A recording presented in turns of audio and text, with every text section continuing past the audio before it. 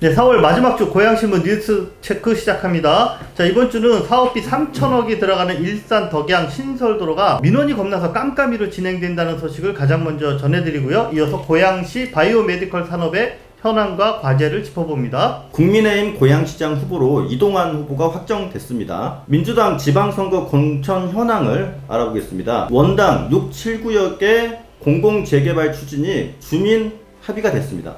네, 이어지는 사진 뉴스로 장애인의 날 고양시 장애인 부모가 삭발 시위에 참여한 모습, 그리고 세계 태권도 품새 선수권대회 개막식 사진을 보여드립니다.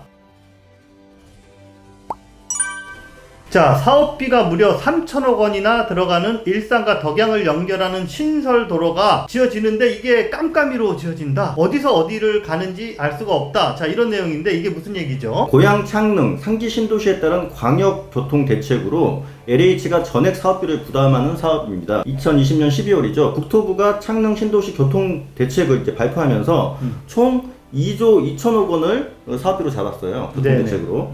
그 사업비 중에 대부분이 저희가 알고 있는 고양선입니다. 네. 고양이랑 은평을 연결하는 철도 신설 노선인데 그 다음으로 두 번째로 높은 사업비가 잡힌 도로가 그 교통대책이 네. 이 도로입니다. 일산 덕양을 연결하는 도로. 네. 네. 고양선이 1조 4천억 원인데 일산 덕양 연결도로는 약 3천억, 2,900억 원을 잡고 있습니다. 가장 궁금한 건 어디에서 출발해서 어디까지 연결되느냐 요건데, 자, 요거는 뭐 나와 있는 거죠? 네, 이제 이 현재 도로의 사업명이 네. 일산 서울흥로 연결도로예요. 서울흥로에 어디쯤을 연결하느냐 확인해 봤더니 흥도동 주민센터 인근입니다. 네, 거기가 이제 식당가가 많은 곳이죠. 일산과 연결되는 곳은 어디냐 봤더니 백마역 인근에 강천로 지하차도라고 새로 개통된 지하차도가 있죠. 네네. 거기 앞에 고일로라고 있습니다. 거기가 어디냐면은 풍동에 있는 중앙하이츠빌 아파트가 좀 외롭게 외딴 곳에 있는 그 아파트, 그 아파트 바로 앞으로 연결될 것 같습니다. 자, 근데 문제는 중간에 과연 흥도동에서부터 풍동까지 어디를 지나오느냐, 요거는 아직 알 수 없다는 얘기인가요? 네, 그렇습니다. 이제 고양시가 이걸 꼭꼭 숨기고 있는 것인데, 이제 아마도 노선이 공개되면은 이런저런 민원이 발생하기 때문에 공무원 입장에서는 원활한 업무가 힘들 것이다 라고 해서 굳이 밝히지 않고 있는 것으로 보입니다.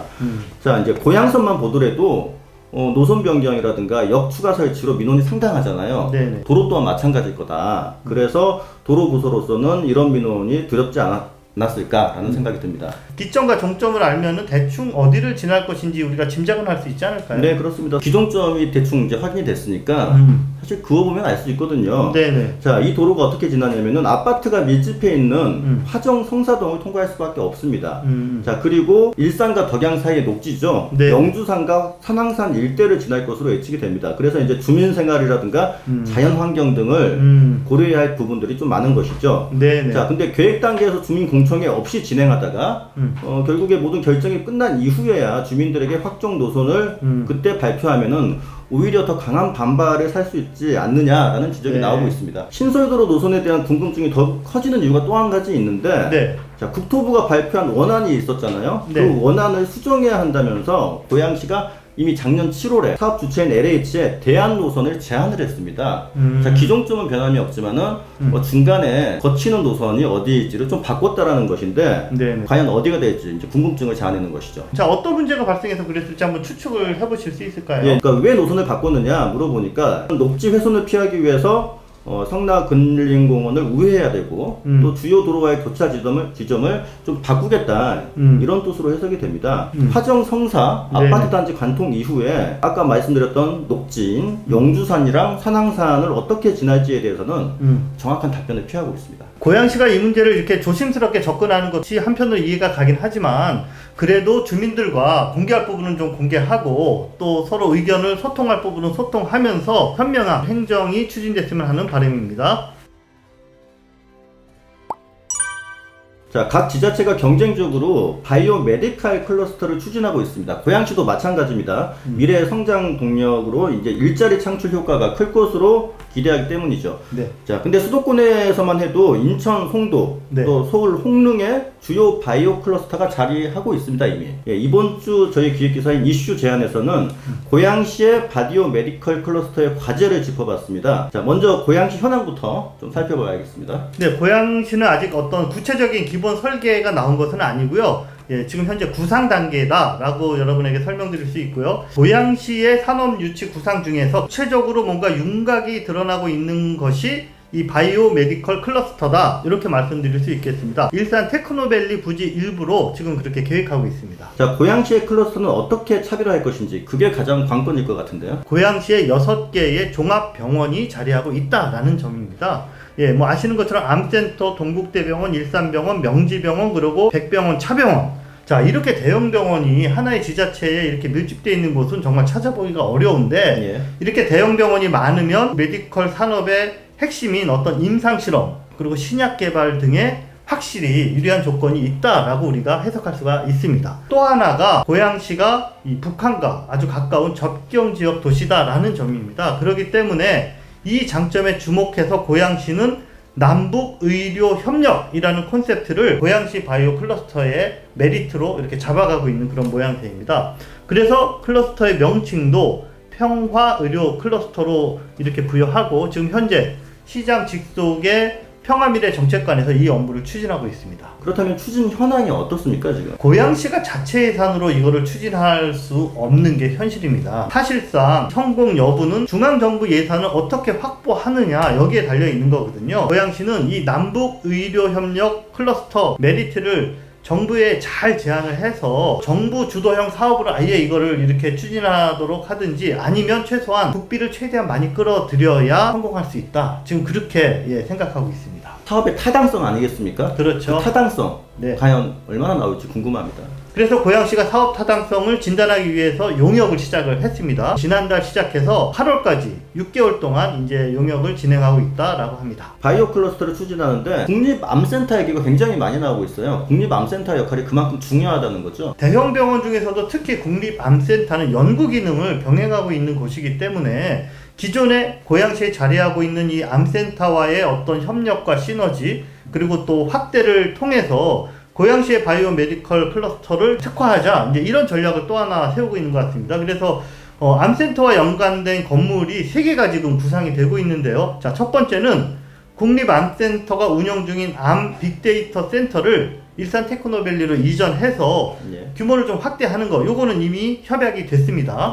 자, 그리고 두 번째가 신항암치료센터, 자, 요것도 일산 테크노밸리에 지금 건립하는 것으로 서로 논의를 진행 중이고요. 자, 마지막 세 번째가 한반도 평화의료교육연구센터 건립을 지금 추진하고 있는데요. 자, 계획대로 추진되면 바로 이 건물이 고양시 바이오 클러스터의 가장 큰 규모의, 또 기능적으로도 어떤 허브 역할을 하는 건물이 될 것으로 기대를 할 수 있겠습니다. 아무리 건물이 크다 하더라도 지금은 구상 단계에 있고 정부가 승인하지 않으면 안 된다, 걸림돌을 넘어서야지 미래 먹거리 사업에 한 단계 앞으로 다가갈 수 있을 것 같습니다. 국민의힘 고양시장 후보로 이동환 전 자유한국당 고양병 당협위원장이 선출이 됐습니다. 김종혁, 이균철, 이동환, 이렇게 3명이 이제 최종 경선에서 붙었는데, 경선 득표율도 발표가 됐나요? 네, 발표됐습니다. 이동환 전 당협위원장이 48.7%로 1위를 기록했고요. 2위인 김종혁 전 중앙일보 편집국장이죠. 45.4%를 얻었는데 둘 간의 득표율이 3.3%포인트 박빙이었습니다. 마지막으로 이준철 전 국민의당 노당위원장은 13.4%로 집계됐습니다. 이번이 그럼 두 번째 시장 도전이네요? 네, 그렇습니다. 이동환 후보는 4년 전에 이제 현 이재준 고양시장, 당시는 도의원이었죠. 이재준 후보와 맞섰는데 패배했습니다. 이제 만약에 이재준 시장이 민주당 최종 후보로 결정된다면은 4년 만에 같은 후보끼리 연달아 격돌하는 재미있는 승부가 예상이 됩니다. 국민의힘이 도의원 단수 공천 확정자도 1차로 발표를 했습니다. 익숙한 이름들도 있네요. 네, 우영택, 강준혜 전 고양시 의원이었는데 이번에는 경기도의원으로 체급을 하나 올려서 확정이 됐네요, 공천이. 현역시의원도 있습니다. 심홍순, 김한규 의원이 이번에 도의원으로 바로 이제 체급을 올렸고요. 또 한 분 오준환 씨는 누구냐면은 바른미래당 일산 동구 당협위원장이었어요, 과거에. 그리고 현재는 고양시 관광협의회 회장으로 일하고 있는 분입니다. 자, 국민의힘이 시장 후보를 먼저 결정했기 때문에 저희가 이제 앞서서 보도를 해드렸고요. 자, 이번에는 그럼 더불어민주당 상황 좀 짚어보겠습니다. 자, 더불어민주당 지속적으로 취재하고 있는 남동진 기자, 옆에 있고요. 네. 자, 민주당 시장 경선 지금 현재 어떻게 되나요? 지난주에 발표가 났죠. 일단 네 분이 확정이 됐습니다. 이재준 현 시장을 비롯해서 김영환 전 도의원, 민경선 전 도의원, 박준 전 민주당 고양갑 지역위원장 이렇게 4인 경선으로 확정이 됐는데, 새로운 얼굴이 많이 나왔던 이번 지방선거에서 익숙한 얼굴들이 많이 등장했다는 점이 특징인 것 같습니다. 자, 그러면은 이길용 시의회 의장과 최상봉, 배정근 예비후보는 일단 컷오프가 된 거고, 박준 전 지역위원장이 경선 주제에 포함된 것이 좀 눈에 띄는 부분이다, 다들 이렇게 평가를 하는데요. 자, 뭐 아시는 분은 아시지만 어떤 분인지 짧게 설명을 좀. 한때 지역 유력 정치인 중에 한 분이셨고, 2008년부터 2016년까지 고양갑 지역위원장도 지내셨고, 총선에도 출마를 20대 총선에서 하셨어요. 8.74% 좀 낮은 득표율을 받기도 했었고, 그 후에 이제 지역위원장 선거에서 밀려가지고 한동안 활동이 좀 뜸하셨는데, 공교롭게도 그때 이제 지역위원장으로 되셨던 분이 지금 현재 시장이신 이재준 씨. 네. 좀 약간 이런 인연이 있네요. 후원회장으로 이제 정세균 전 국무총리를 모시기도 했고, 이번에 어쨌든 4인 경선 안에 포함된 부분이 굉장히 눈에 띄고, 앞으로 또 어떤 변수가 될지 이런 부분도 좀 관심이 가는 부분입니다. 자, 경선 예측을 해주신다면 어떻게 진행될까요? 가장 앞서 있는 후보는 아무래도 현재 시장이신 이재준 후보, 그리고 김영환 도의원, 네. 전 도의원 먼저 좀 이렇게 치고 나가지 않을까라고 이렇게 좀 보여지는데, 실제로 이제 나타나는 여론조사나 이런 것들도 좀 엎치락뒤치락 하는 부분들이 있어요. 네. 또 이제 경선 방식이 당원 투표가 또 있지 않습니까? 50%가 네. 들어가는데, 그래서 전체적으로 보면은 현직 시장 프리미엄이 굉장히 좀 이제 어느 정도 나타나지 않을까. 도의원부터 좀 짧게 짚어주시죠. 고양갑 기준으로 보면 이제 장장환, 변재석, 고양을 같은 경우는 명재성, 이경애, 고양병은 이제 3명 다 단수공천 확정됐는데, 감동은 최성환, 소용환, 고양정은 고은정, 이윤승의 단수공천이 확정됐습니다. 총 2곳은 이제 경선으로 치러지는데요. 고양을 같은 경우는 왕성업 지금 현 비례도의원과 정봉식 시의원이 이제 경선을 붙게 되시고, 그다음에 고양갑 같은 경우는 현역 도의원인 신정현 도의원과 정치 신인인 이제 청년 후보이더라고요. 정동혁 후보의 경선으로 치러질 예정입니다. 네. 나머지 한 개 선거구 같은 경우는 곧 발표가 나겠죠. 자, 어떤 분들인지는 다음 주에 짚어보는 시간을 갖도록 하고요. 자, 이상으로 민주당의 공천 현황을 좀 짚어봤습니다. 그동안 개발 방식을 두고 서로 다른 의견들이 이렇게 충돌하고 있었던 성사동 구원당 6구역, 7구역 요 주민단체들이 갈등이 봉합됐다라는 소식을 이번에 취재하셨네요. 자, 일단 이곳 위치가 어디고 또 지금까지 어떻게 흘러왔나 이야기를 좀 해주세요. 원당역 바로 앞에, 그러니까 원당시장 뒤편, 거기 성사동 일대, 면적으로 따지면 15만 8,917제곱미터 정도인데요. 갈등과 반목이 있었던 단체들 중에서 좀 규모가 가장 크다고 할 수 있는 2개 단체가 어쨌든 공공재개발 추진하는 거에 뜻을 모았다는 게 가장 큰 의미라고 볼 수 있을 것 같아요. 그러면 앞으로 이제 어떤 일정들을 준비하고 있는지, 또 사업 전망은 어떤지 좀 간단히 이야기해 주세요. 네. 일단은 이제 이분들은 공공재개발도 이제 2가지 방식이 있습니다. 이제 네. GH가 여기에 시행사인데 단독 추진하는 방식이 있고, 그 다음에 이제 주민들과 이제 공동 시행하는 방식이 있어요. 근데 이제 주민들은 당연히 이제 공동 시행 방식을 좀 원하고 있습니다. 같이 힘 모은 주민 단체들끼리 이제 주민들의 뜻을 모아서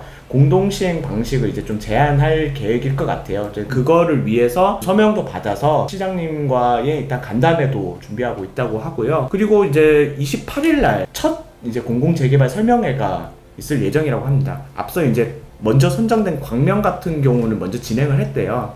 고양시도 이제 이날 설명회를 통해서 나온 내용들이 어쨌든 기본적인 골자가 될 것 같습니다. 그래서 그 내용이 굉장히 궁금할 것 같고요. 네, 앞으로 저희도 잘 지켜보도록 하겠습니다. 4월 20일 장애인의 날을 하루 앞둔 지난주 19일 전국 장애인 부모연대 소속 장애인 가족들이 청와대와 가까운 서울 종로구 효자 치안센터 앞에서 550명이 단체로 삭발하는 시위를 했습니다.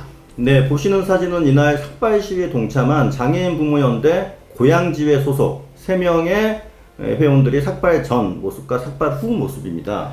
네, 이날 참가자들은 발달장애인 24시간 지원체계 구축을 요구하면서 장애인에 관련된 정책 제안서를 차기 정부 대통령직 인수위원회에 전달했습니다.